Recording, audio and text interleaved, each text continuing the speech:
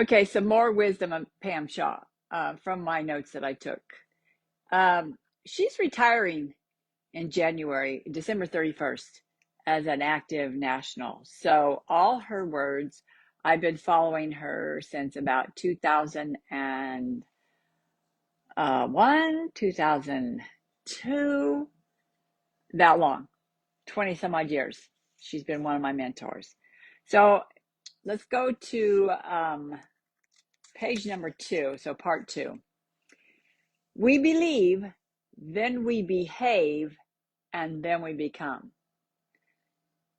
We believe that we can do whatever it is we want to do. Then we behave. We actually do the physical thing that we need to do, whether it's physical or mental or whatever it is. And then we become the person we want to be. So we believe, then we behave, and then we become. Okay, the next one. What thinking has to stop? And what thinking has to get louder? Because we have a chatter in our head all the time telling us, oh yeah, do this. Oh no, do this. Oh no.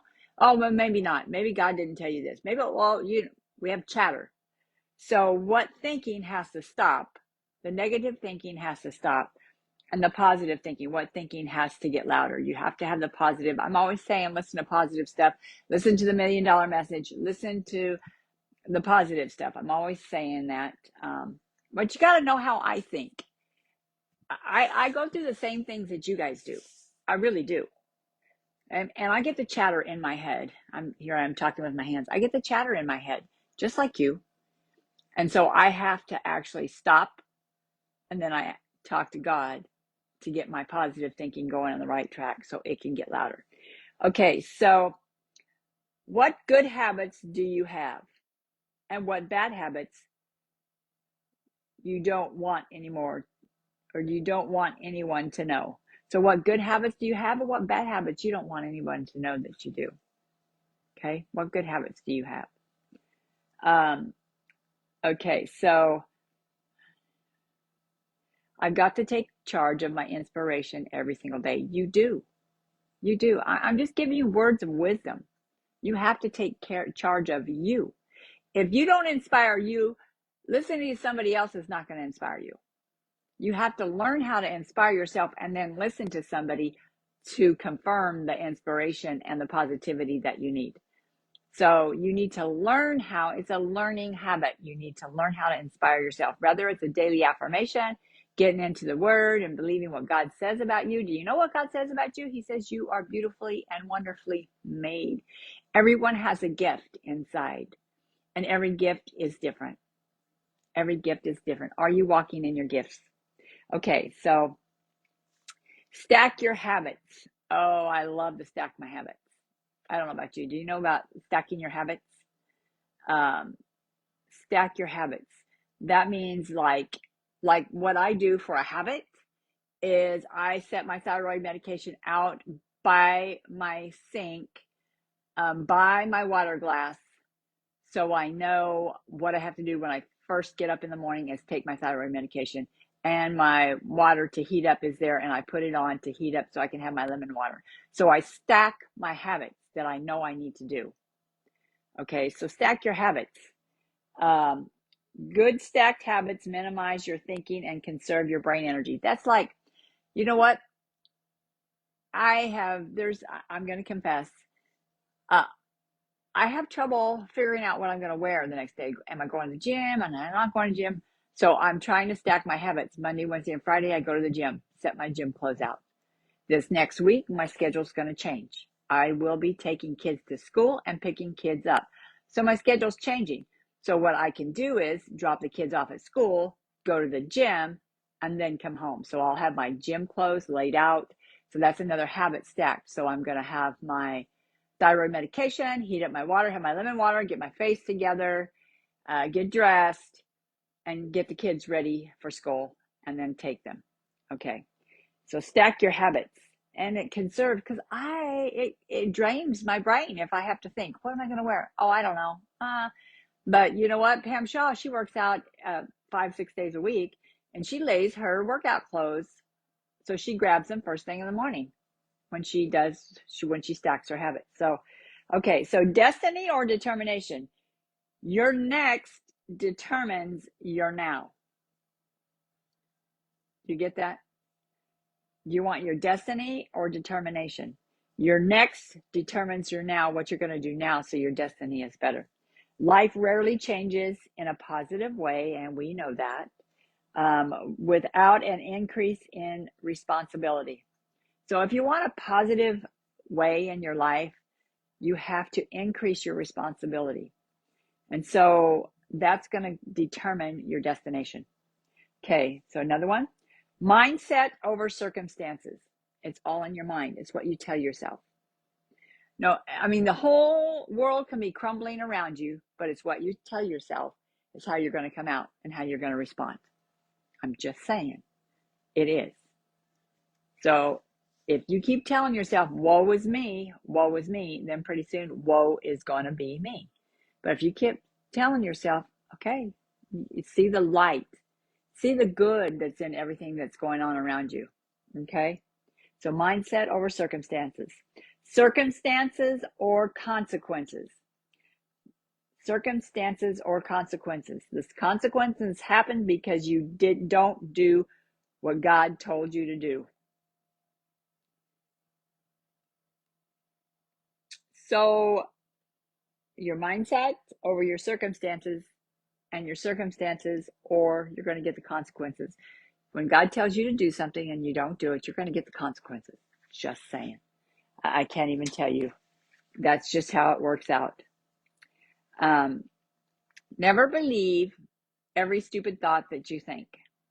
Okay? We win in the becoming all He has called us to do. We win in the becoming all He has called us to do. Every test makes us bitter or better. Are you bitter or are you better? And this has been going on in Bible studies, preachings lately. Everything is, all the struggles we're going through is making us stronger for God's kingdom. It is. All the things that you've been going through in life makes us stronger for God's kingdom. What's the outcome? What's the process to get the outcome? I don't know. Then there is the exception, the willingness and the awareness. Okay, so to get the outcome you want, what's the process to get there? Are you willing to do it? Are you willing? Are you aware of what needs to be done? Okay, just saying. Are you aware? I don't know why God pulled these up and wanted me to share them, but I'm sharing them. What would it do? Okay, so this was in 2022. I told you 2 years ago. So what would it take to make this in 2023 a mind-blowing year? What would it take to make 2025 a mind-blowing year? Because you know it doesn't happen overnight, right? You know that. Narrow down 2 goals, not 10. She must have did this training in a December of 2022 for 2023 year. Okay, narrow down your 2 goals, not 10. Narrow it down to 2. The process is logical goals for 90 days. And then I got a note, James Clear. Yeah, he has a good book. Logical goals for 90 days. And then set for 6 months, your goals for 6 months. So 3 months and then 6 months. The outcome, process, and identity. How can you invite more tight accountability? Invite more tight accountability. Like get somebody to be your accountability partner to make you accountable on what you want to do with your life. You know, whether it's get financially free, physically fit, get more customers, whatever it is. And then just make a statement. This year, I just got to do what? What do you got to do to make that happen? Okay. This is a unique season, so embrace the season you're in. Embrace the season. I'm trying to embrace it. Sometimes it's hard. cut. It's okay. Create a relationship with your goal. Take the time to break it down week in and week out, and you have to take action. Daily goals. When you break down your goal, it's daily goals, could be hourly goals, could be whatever it is. Week in and week out, you just keep doing it and you take action. If you don't sacrifice the thing you want, then you sacrifice the thing you want. If you don't sacrifice to get the thing you want, then you will sacrifice the thing you want and you won't get it. Does that make sense? I hope so. I hope you guys take these pearls of wisdom and listen to it. I might share these links to YouTube. So we'll have a YouTube because this will go away in 30 days. Okay, procrastination. Everyone is tempted.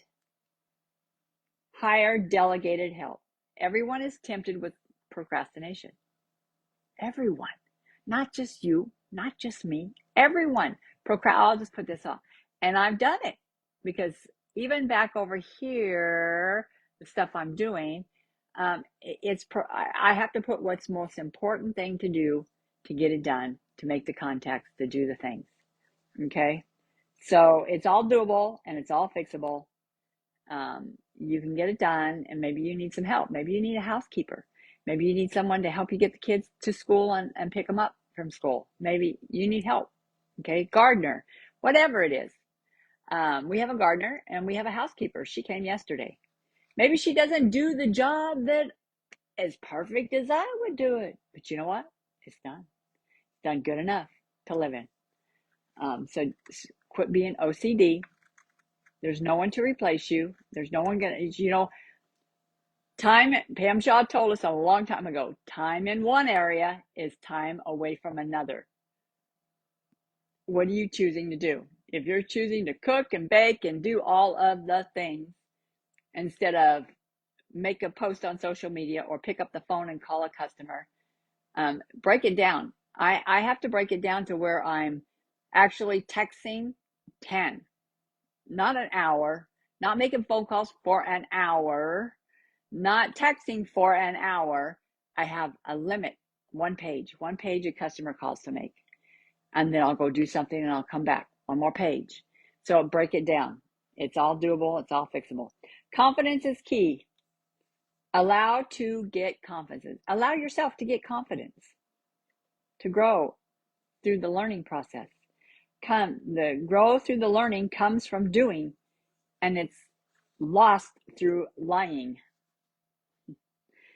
You can't get confident in what you're doing events, doing faces, doing calling customers, going to the grocery store. I don't know, whatever it is. You can't get confident in sewing, rollerblading, riding a bike, going to the gym. You can't get confident if you're lying to yourself. Say, oh, no, I can't do that. It gets lost. So you have to learn. It's a process. You're learning how to do it daily. Like, because I fell off my Mary Kay bike when I was trying to get off, I had the seat too high. A couple years ago, I haven't got back on it, but I need to get back on it. I need to dust it off, air up the tires, and get back on it and ride it some more. I can rollerblade. Haven't rollerbladed in years, but I can rollerblade. I'm confident that I can rollerblade without pads because I'm careful on where I go. And if I fall, I fall. But I've never wore pads rollerblading ever. And I rollerbladed since my kids, who are now in their 40s, were like 10 and 12 years old. I roller skated since I was 2. Am I confident? Yes, I am confident in what I do. Okay. I'm just a little more careful now because my bones are not the same. Okay. This is where I am, and I am moving from where I am. One day can change a life. If you tell yourself, this is where I am, acknowledge where you are. And I'm going to move from here. One day of change. If you change something every day, just a little tiny 1% every single day, you're going to change your life. Just saying. And I'm on the last page. Aren't you guys lucky? Okay.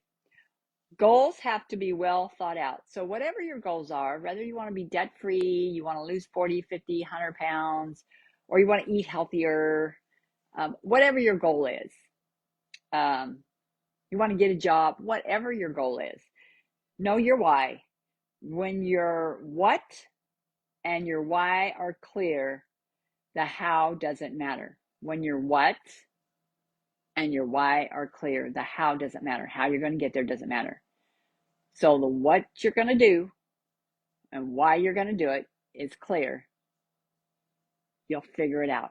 God will give you the answer on how to get it done. Be accountable. Show up every single day. It won't happen in just 5 days. It won't. It's consistency is the key. When anybody always asks me for years, because I've been in the court of sales 13 times, maybe 14. I don't know. I lost count. But anyway, so when we would go to events, all these young consultants would come up and say, well, give me one key, one tip, one key to,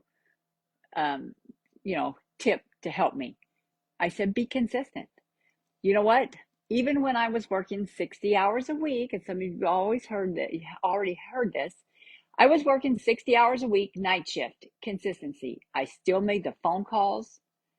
I still did the faces, consistency, day in, day out, week in, week out, month in, month out. That's why I achieved what I achieved.